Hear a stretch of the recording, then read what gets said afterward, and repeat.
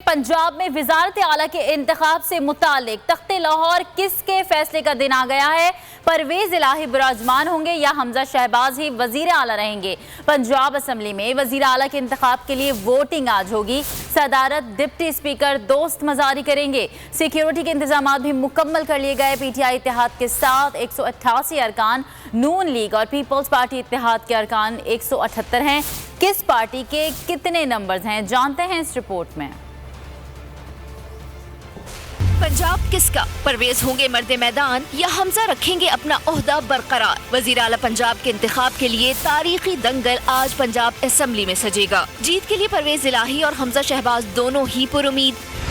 PTI इत्तेहाद के पास 188 का golden number है।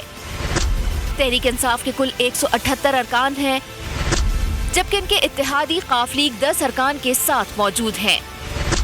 पीटीआई का एक रुकन बैरून मुल्क है, जबकि आजाद अरकान का ताउन मिलने पर ये तादाद 190 हो जाएगी।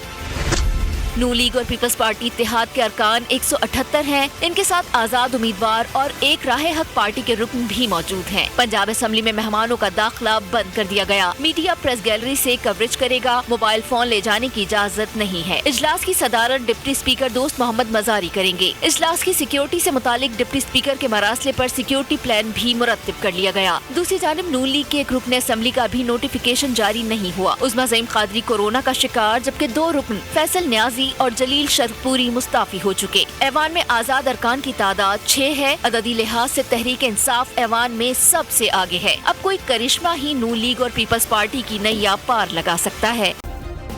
सब्सक्राइब करें और बेल दबाएं ताकि कोई खबर रह न जाए।